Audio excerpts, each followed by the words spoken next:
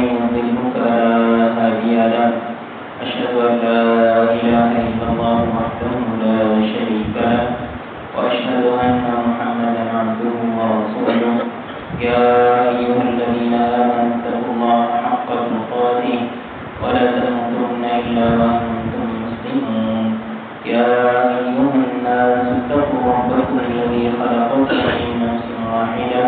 وخلق منها زوجها وبث منهما رجالا كثيرا ونساء واتقوا الله الذي تساءلون به والأرحام إن الله كان عليكم رقيبا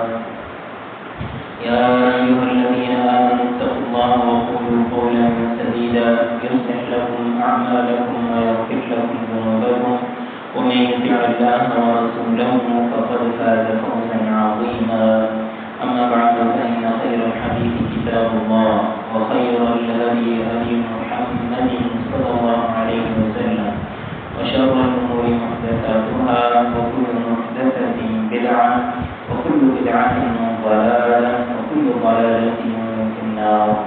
اللهم صل على محمد وعلى آل محمد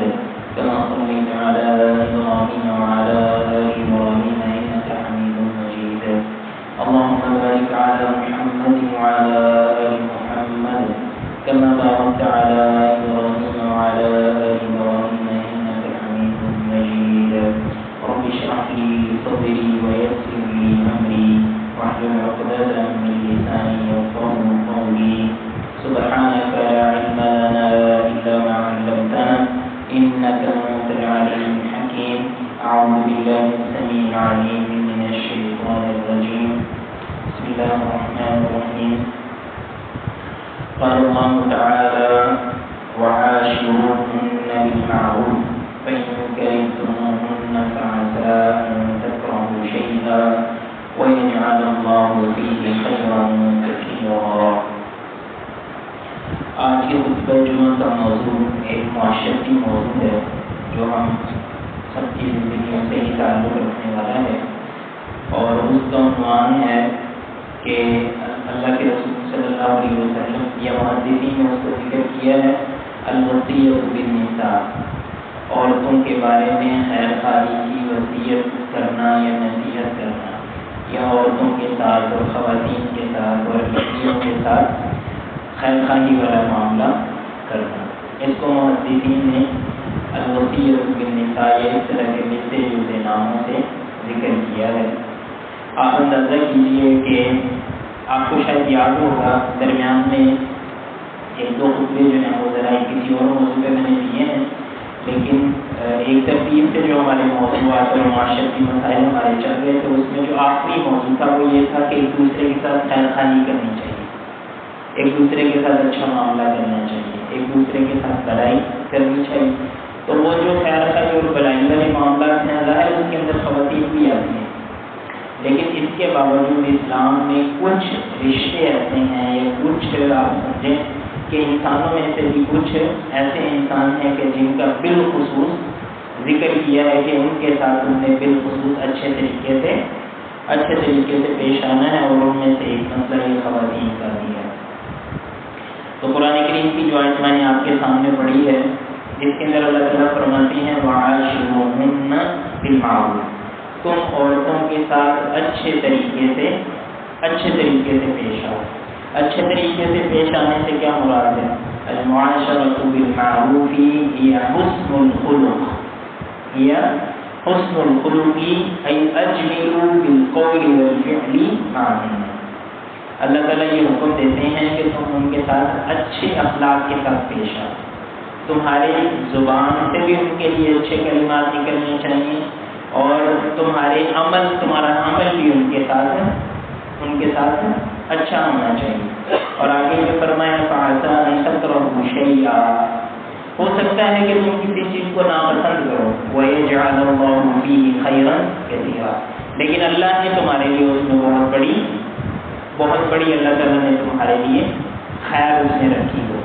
تو یہ جو آیت ہے نا یہ تو ویسے کسی چیز کے بارے میں بھی ہو سکتا ہے کہ کسی چیز کو ہم ناپسند کریں لیکن اللہ تعالیٰ نے اس کے اندر ہمارے لیے خیر رکھی ہو لیکن خواتین کے بارے میں بالخصوص اللہ تعالیٰ نے یہ بات فرمائی ہے کہ بعض دفعہ یہ ہوتا ہے کہ انسان کے لیے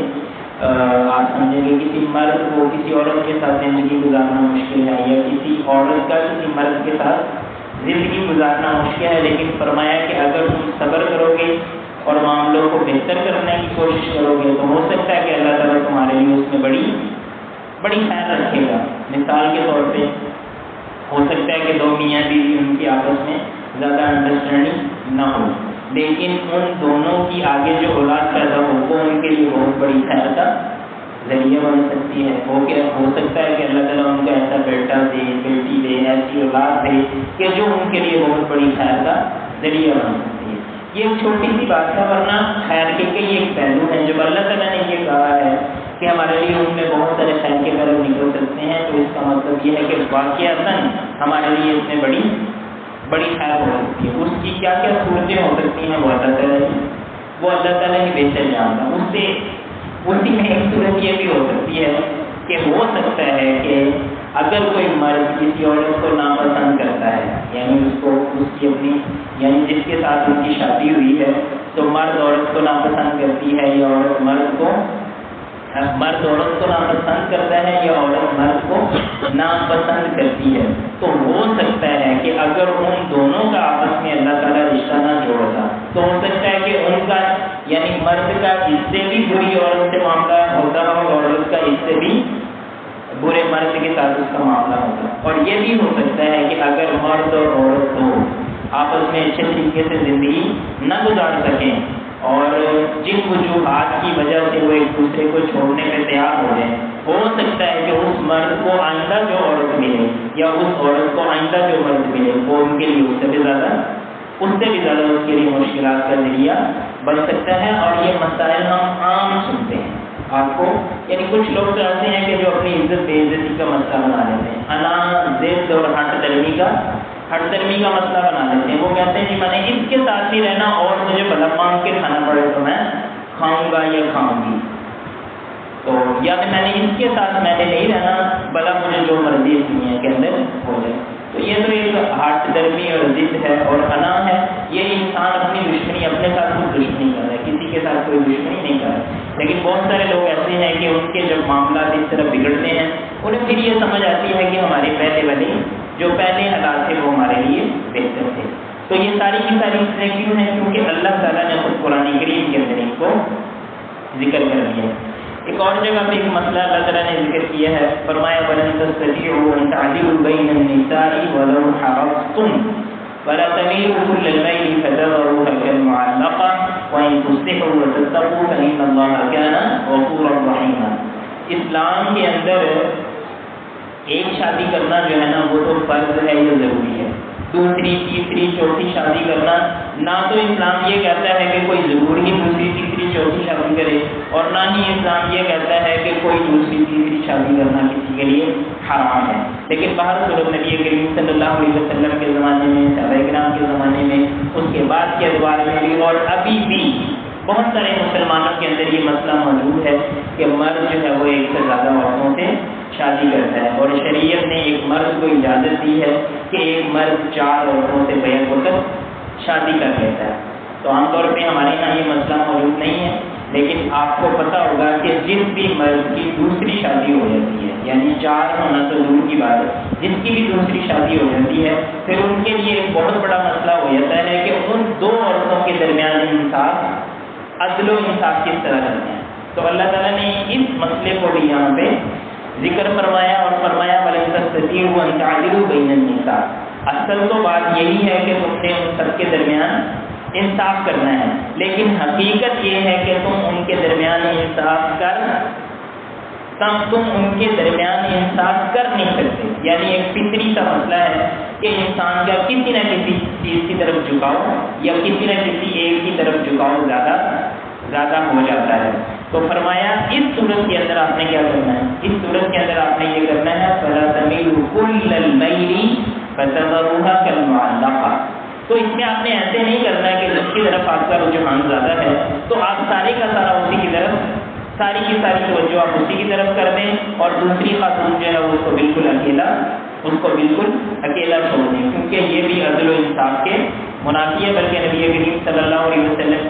ہے کہ جو شخص جس کی ایک سے زیادہ بیوی ہے، یعنی 2 3 4، تو اگر ان میں سے کسی ایک کی طرف وہ زیادہ مائل ہوگا تو کل قیامت والے دن وہ آئے گا تو اس کا ایک پہلو جو ہے وہ جھکا ہوا ہوگا۔ مائل سے مراد یہ کہ اس کا پہلو جس طرح سمجھے کہ فالج کی وجہ سے یا کسی اس طرح کے مسئلے کی وجہ سے انسان ایک نقص اور کمزوری کا شکار ہو جاتا ہے، تو اگر کسی شخص کی ایک سے زیادہ بیویاں ہیں اور ان کے درمیان وہ عدل و انصاف نہیں کرتا تو کل قیامت والے دن اسے بطور سزا کے سب کے سامنے وہ نمایاں نظر آئے گا کہ وہ ایک طرف اس کا جھکاؤ جو ہے اس کے جسم کے اندر نمایاں طور پہ نقص نظر آئے گا۔ اگرچہ عام طور پہ یہ آیت عورتوں کو اچھی نہیں لگتی کیونکہ اس کے اندر یہ بات تو ہے کہ عورتوں کے اندر انصاف کریں، لیکن اس کے اندر یہ بات بھی ہے کہ مرد ایک سے زیادہ شادیاں کر سکتا ہے۔ اور اس سے پہلے اللہ تعالیٰ نے قرآن کریم کی جو یہی سورہ نساء کے اندر فرمایا ہے کہ فَانكِحُوا مَا طَابَ لَكُم مِّنَ النِّسَاءِ مَثْنَىٰ وَثُلَاثَ وَرُبَاعَ فَإِنْ خِفْتُمْ أَلَّا تَعْدِلُوا فَوَاحِدَةً، کہ تم 2 شادیاں کرنا چاہو، 3 کرنا چاہو، 4 کرنا چاہو تو تم شادی کر سکتے ہو، لیکن اگر تمہیں لگے کہ تم عدل و انصاف کے معاملات کو برقرار نہیں رکھ سکتے، ہر عورت کا اس کو حق نہیں دے سکتے، اس کے اخراجات برداشت نہیں کر سکتے، اس کے بچوں کو برابر سہولیات نہیں دے سکتے، رہن سہن کے معاملات میں تم برابری اور عدل و انصاف نہیں کر سکتے، تو پھر تمہیں ایک سے زیادہ شادیاں نہیں کرنی چاہیے۔ خیر یہ ایک الگ موضوع ہے۔ آج کے جو موضوع ہے اس میں سے کوئی بندہ یہ نہ سمجھے کہ میں ایک سے زیادہ شادیاں کرنے کو یا تو میں پروموٹ کر رہا ہوں یا میں اس کو مطلب یہ ہے کہ اس کی کوئی مذمت کر رہا ہوں۔ یہ ایک ایسا مسئلہ ہے کہ اسلام نے اس کی کھلی اجازت دی ہوئی ہے، لیکن ساتھ ساتھ یہ بھی بات ہے کہ اسلام میں اس طرح کا کوئی مسئلہ نہیں ہے کہ آپ نے ضرور جو ہے وہ دوسری تیسری یا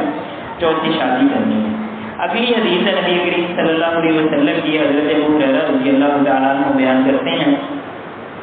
اللہ کے رسول صلی اللہ علیہ وسلم نے فرمایا استوصوا بالنساء خیرا، عورتوں کے ساتھ یعنی اپنی بیویوں کے ساتھ اچھے معاملات کرو، ان کے ساتھ اچھے معاملات کرو، خیر کے معاملات کرو۔ اور آگے فرمایا فإن المرأة خلقت من ضلع، عورت کو پتلی سے پیدا کیا گیا، اور یہ جو عورت کو پتلی سے پیدا کیا گیا کہا جاتا ہے، یہ بھی حدیث کے اندر اصطلاحات ہے کہ اللہ تعالیٰ نے سب سے پہلے آدم کو پیدا کیا تھا اور پھر آدم سے کس کو پیدا کیا تھا؟ کیوں جی کس کو پیدا کیا تھا؟ حوا کو، جو ہمارے ہم سب کی ماں ہیں، جس طرح کہ آدم ہم سب کے باپ ہیں، تو آدم کی پتلی سے حضرت حوا علیہ السلام ان کو پیدا کیا گیا تھا، تو یہ اس بات کی طرف اشارہ ہے۔ تو فرمایا وَإِنَّا وَجْمَا فِي الظِّلَعِ أَعْلَاهُ، تو پتلی جو ہے وہ ٹیڑھی ہوتی ہے، یعنی پتلیاں انسان کی اس طرح کی بنی ہوئی ہیں کہ وہ ٹیڑھی ہیں۔ فَإِن ذَهَبْتَ تُقِيمُهُ كَسَرْتَهُ، تو اگر کوئی بندہ کہے کہ دیکھو جی میری پتلیاں جو ہے نا وہ ٹیڑھی ہیں تو میں ان کو سیدھا کر رہا ہوں، تو جس کی اللہ نہ کرے کہ کسی کی پتلی سیدھی ہو جائے، جس کی پتلی سیدھی ہو جائے گی اس کے لیے کیا ہو جائے گا؟ اس کے لیے عذاب ہے، وہ اس نے سیدھی تک ہونا ہے جب وہ ٹوٹے گی، تو جس کی پتلی سیدھی ہو جائے گی یا ٹوٹ جائے گی وہ اس کے لیے عذاب بن جائے گا۔ تو آپ یہ سمجھیں، عام طور پہ عورتیں سمجھیں گی کہ شاید اس نے ہماری تاکید کی گئی، تاکید نہیں کی گئی، آپ سمجھیں کہ عورت کا مقدمہ اللہ تعالیٰ نے خود لڑا ہے، اللہ کے رسول صلی اللہ علیہ وسلم نے عورت کا مقدمہ خود لڑا ہے۔ آپ اس بات کو اس طرح سمجھ سکتے ہیں کہ ایک بچہ اور ایک بڑا اگر ان دونوں کی آپس میں لڑائی ہو جائے تو کوئی بھی بندہ جو ہے وہ چھوٹے بچے کو کچھ نہیں کہے گا، اس سے کہنا یار وہ تو چھوٹا بچہ ہے، تو آپ کو عقل کرنی چاہیے۔ تو اس حدیث کے اندر گویا شریعت نے یہ کہا ہے کہ عورت کی تو فطرت ہی اس طرح ہے، مرد کو عقل کرنی چاہیے، اس کو ہوش کے ناخن لینے چاہیے۔ تو یہاں سے پتہ چلتا ہے کہ اللہ تعالیٰ نے اور شریعت نے اور اللہ کے رسول صلی اللہ علیہ وسلم نے بذات خود عورت کا مقدمہ لڑا ہے کہ ان سے ہونے والی جو کوتاہیاں ہیں ان کو برداشت کرنا یہ مرد کے اوپر فرض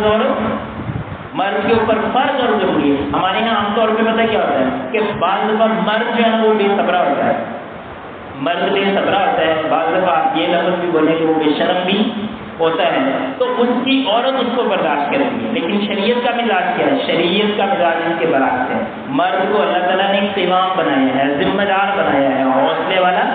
اصل یہ ہے یعنی مرد کے اندر، تو اس کو ذمہ دار بنانے کا مقصد یہ ہے کہ اس نے اپنی کو برداشت کرنا ہے، اس نے دوسرے لفظوں میں یہ کہیں کہ اس کے نخرے برداشت کرنے ہیں، اس کی غلطیاں برداشت کرنی ہے اور اس کے ساتھ اچھا معاملہ اچھا معاملہ کرنا ہے۔ تو فرمایا فَإِنْ ذَهَبْتَ تُقِيمُهُ كَسَرْتَهُ، اگر آپ اپنی پسلی کو سیدھا کرنے کی کوشش کریں گے تو آپ اس کو توڑ بیٹھیں گے، وَإِنْ تَرَكْتَهُ لَمْ يَزَلْ أَعْوَجًا، اور اگر آپ اس کو ویسے ہی چھوڑ دیں گے تو وہ ٹیڑھی ہی رہے گی۔ تو گویا عورت جو ہے وہ اگر غلطی کرتی ہے، وہ اگر جذباتی ہو جاتی ہے، وہ اگر شکایتیں کرتی ہے، تو آپ سمجھیں کہ اللہ نے اس کے ذریعے بائی ڈیفالٹ رکھا ہو۔ آپ یہ نہ کہیں کہ تم کیسی عورت ہو،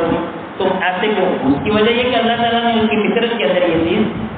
رکھی ہوئی ہے کہ اس نے آپ کے ساتھ اس طرح ہی کرنا ہے۔ اس کا مطلب یہ نہیں ہے کہ عورتوں کو بالکل کھلی چھوٹی ہے، اور اس کا مطلب یہ بھی نہیں ہے کہ مرد جو ہے وہ اس سے غلطی نہیں ہو سکتی، لیکن اصل بات یہ ہے کہ جہاں پہ آپ ذمہ داری اٹھائیں گے تو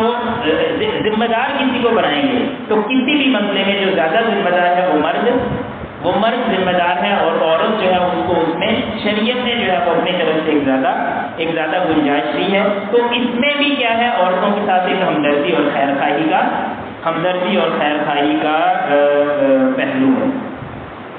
اسی حدیث کے اندر آگے نبی کریم صلی اللہ علیہ وسلم نے فرمایا وَإِنْ ذَهَبْتَ تُقِيمُهَا كَسَرْتَهَا وَكَسْرُهَا طَلَاقُهَا، پسلی کو توڑنے کا مطلب جو سمجھ آتا ہے، تو عورت کو توڑنے کا مطلب کیا ہے؟ عورت کو توڑنے کا مطلب یہ ہے کہ پھر اگر آپ ان چیزوں کو برداشت نہیں کریں گے اور آپ چاہیں گے کہ عورت 100% صحیح ہو، تو اس کا مطلب یہ ہے کہ آپ پھر اس کو طلاق دینے پہ آ جائیں گے، یا عورت آپ سے خلا لے گی یا مرد جو ہے وہ اپنی بیوی کو طلاق دے گا۔ تو نہ طلاق دینا درست ہے نہ خلا، عورت کا خلا لینا درست ہے، یعنی یہ حرام نہیں ہے۔ یہ مسئلے میں پہلے تفصیل سے بیان کر چکا ہوں کہ طلاق شریعت کے اندر رکھی ہوئی ہے، عورت خلا بھی لے سکتی ہے، لیکن اصل یہ ہے کہ مرد اور عورت کا نکاح اس لیے نہیں ہوتا کہ انہوں نے اگلے مہینے طلاق لے لینی ہے یا خلا لے لینا یا دے دینا ہے، یا اگلے سال انہوں نے۔ مرد اور عورت کا نکاح اس لیے کیا جاتا ہے کہ انہوں نے اپنی پوری زندگی ایک ساتھ گزارنی ہوگی۔ تو جو پوری زندگی ایک ساتھ گزارنے کا طریقہ ہے وہ مرد کو یہ سمجھایا گیا ہے کہ تم نے عورت کو اور اس کے مسائل کو تم نے برداشت کرنا ہے۔ اسی طرح نبی کریم صلی اللہ علیہ وسلم کی ایک اور حدیث ہے، آپ ایک دفعہ یہ حضرت عبداللہ بن زمعہ رضی اللہ تعالی عنہ ہیں، یہ بیان کرتے ہیں کہ نبی کریم صلی اللہ علیہ وسلم ایک دفعہ صحابہ کرام کے درمیان موجود تھے، تو آپ نے ان کو نصیحت کرتے ہوئے، خواتین کے بارے میں نصیحت کرتے ہوئے یہ فرمایا یعمد احدکم فیجلد امرأته، کہ تم میں سے کچھ لوگ ایسے ہیں کہ جو اپنی بیویوں کو مارتے ہیں، جلد العبدی، جس طرح کے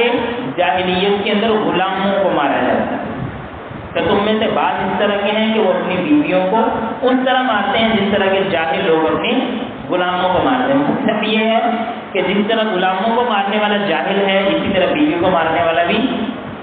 وہ کوئی عالم فاضل نہیں ہے، وہ کوئی بہت بڑا آفیسر نہیں ہے، اس کو کوئی تمغہ نہیں شریعت نے دیا کہ تم عورتوں کو بڑا مارتے ہو تو تمہاری یہ کوئی ڈگری ہے۔ تو مراد یہ تھا کہ بعض لوگ جو ہیں وہ اپنی عورتوں کو مارتے ہیں، اور پھر فرمایا فَلَعَلَّهُ يُضَاجِعُهَا مِنْ آخِرِ يَوْمِهِ، یعنی کیسے یہ بے شرم لوگ ہیں، عورت کے محتاج بھی ہیں، ان کے ہاتھ کا پکا ہوا کھانا بھی کھاتے ہیں، ان سے اپنی ضرورت بھی پوری کرتے ہیں، اسی سے ان کے بچے بھی پیدا ہوتے ہیں، لیکن اسی عورت کو اور اسی اللہ کی مخلوق کو جو ان کے لیے اتنا زیادہ فائدے کا ذریعہ ہے، اس کو پھر مارتے بھی ہیں۔ تو گویا عورت کو مارنا یہ ایک احسان فراموشی کی ایک صورت ہے، لیکن اس حوالے سے ایک اور حدیث بھی ہے، وہ آگے جا کے میں آپ کے سامنے رکھتا ہوں کہ یہ جو مارنے والا مسئلہ ہے، اگرچہ ہمارے ہاں اس کو یعنی اس کو ذکر کرنا بھی بعض دفعہ برا محسوس کیا جاتا ہے، لیکن صحیح بات یہ ہے کہ جو بات حدیث کے اندر ذکر ہے وہ ظاہر ہے میں آپ کے سامنے اس کو ضرور ذکر کروں گا، آپ کو وہ بات اچھی لگے یا بری لگے۔ واقعہ ہے پورے کا پورا، جس کے اندر یہ مسئلہ کلیئر ہو جائے گا۔ حضرت ایاس بن عبداللہ بن ابی ذباب رضی اللہ تعالیٰ عنہ کہتے ہیں کہ اللہ کے رسول صلی اللہ علیہ وسلم نے ایک دفعہ صحابہ کرام کو یہ کہا لا تضربوا اماء اللہ، کہ یہ جو تمہاری خواتین ہیں نا، یہ اللہ کی بندیاں ہیں، یہ اللہ کی بندے، جیسے عباد اللہ کہا جاتا ہے، بندوں کو کیا کہا جاتا ہے؟ اللہ کے بندے، تو بندے ہی ہوتے ہیں، لیکن اللہ کے بندے کہنے سے ان کا مقام زیادہ، ان کا مقام بڑھ جاتا ہے۔ جس طرح کہ کعبہ کو بیت اللہ کا گھر کہا جاتا ہے، تو اسی طرح اللہ کا بندہ کہنے سے بندے کا مقام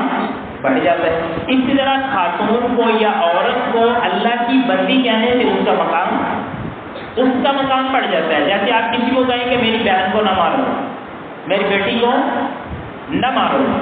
تو اسی طرح یہ کہا گیا ہے کہ یہ اللہ کی بندیاں ہیں، ان کو تم نے مارنا نہیں ہے۔ تو یہ اللہ کے رسول صلی اللہ علیہ وسلم نے یہ حکم فرمایا۔ اس کی وجہ یہ ہے کہ زمانہ اس طرح کا تھا کہ لوگ جو ہے وہ عورتوں کو مارتے تھے، تو اللہ کے رسول صلی اللہ علیہ وسلم نے یہ حکم دیا کہ آپ نے عورتوں کو نہیں مارنا۔ تو حضرت عمر بن خطاب رضی اللہ تعالیٰ عنہ نبی کریم صلی اللہ علیہ وسلم کی خدمت میں حاضر ہوئے، فقال ذعرن النساء على ازواجهن، اللہ کے رسول آپ نے ان کو سر پہ چڑھا دیا، یہی الفاظ ہے، ذعرن النساء على ازواجهن،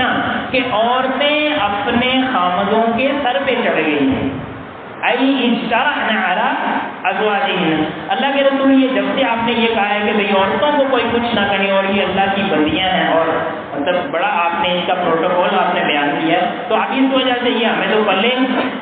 نہیں باندھتی۔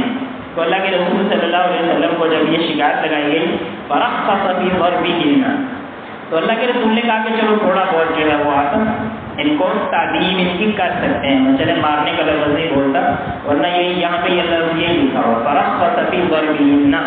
تو اللہ کے رسول صلی اللہ علیہ وسلم نے اجازت دی کہ آپ ان کو مار سکتے ہیں۔ آپ یہ بات یاد رکھیے گا،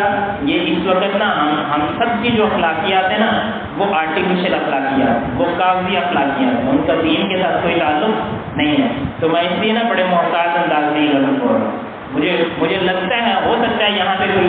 بندہ اٹھے یا پیچھے بیٹھی ہوئے اللہ کی کوئی بندی یہ سوچے یہ کیسی بات ہے کہ مولوی صاحب ممبر پہ کھڑے ہو کے کہہ رہے ہیں کہ عورتوں کو مارنے کی اجازت ہے۔ تو بھائی پورے کا پورا مسئلہ جو ہے نا آپ نے اس کو اس طرح سمجھنا ہے، اور اگر شریعت میں بیان کرتا ہے کوئی بات آپ کو بری لگتی ہے تو اس کا مطلب یہ کہ آپ کے اپنے سافٹ ویئر کا مسئلہ ہے، اگر یعنی شریعت میں کوئی مسئلہ آپ کے اپنے دماغ میں مسئلہ ہے۔ اور فرخص فی ضربہن، تو اللہ کے رسول صلی اللہ علیہ وسلم نے ان کو تعذیب کرنے کی اجازت دی۔ اچھا جب صحابہ کرام کو اجازت مل گئی، ایک دفعہ منع کیا تو انہوں نے کہا کہ یہ تو ہمارے سر پہ چڑھ گئی، پھر اللہ کے رسول نے کہا کہ نہیں یہ تو بات ٹھیک ہے، اس طرح تو نہیں،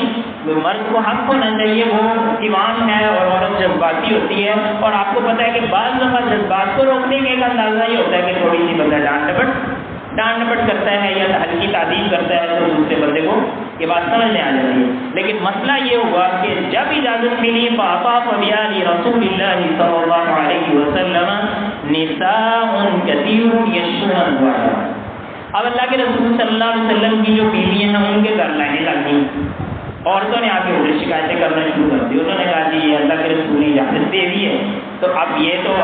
ہمارے مارتے ہیں یہ، تو یذکرون ازواجہن، اللہ کے رسول صلی اللہ علیہ وسلم کی بیویوں کو کہا گیا اور آپ کی بیویوں کے توسط سے یہ بات پہنچائی گئی کہ یہ ہمارے خامد جو ہے یہ اب انہوں نے ہمیں مارنا شروع کر دیا۔ فقال رسول اللہ صلی اللہ علیہ وسلم، اب ظاہر ہے بار بار تو نہیں کہا جا سکتا تھا کہ مارو نہ مارو مارو نہ مارو، یہ تو نہیں کہا جا سکتا تھا نا، شریعت کا ایک مزاج ہے ہر چیز کو ایک حد کے اندر رکھ کے، یعنی کسی چیز کو منع کیا ہے تو اس کی بھی ایک لمٹ ہے، کسی چیز کی اجازت دی ہے تو اس کی بھی ایک لمٹ ہے۔ تو جب اللہ کے رسول صلی اللہ علیہ وسلم کو پتہ چلا نا کہ جب میں نے مارنے سے منع کیا تھا تو کچھ عورتوں نے اس کا غلط فائدہ اٹھایا ہے، اور جب میں نے مارنے کی اجازت دی ہے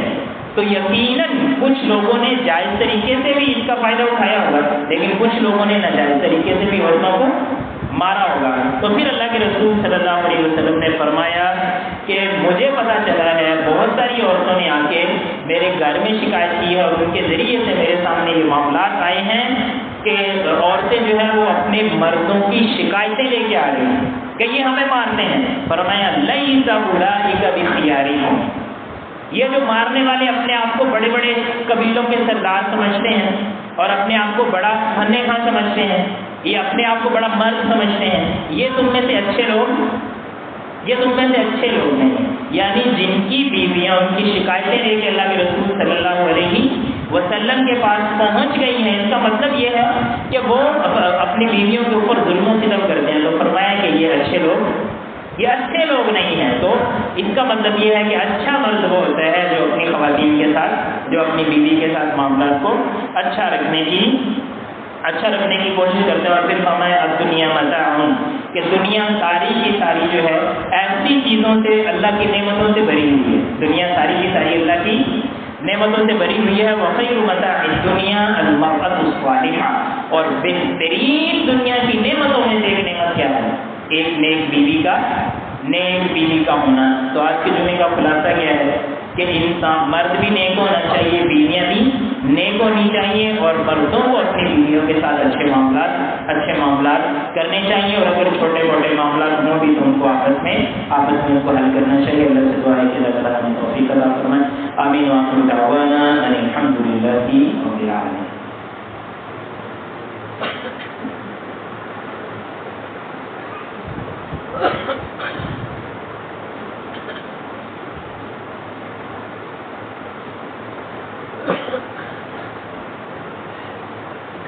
الحمد للہ وحدہ والصلاة والسلام علی من لا نبی بعدہ۔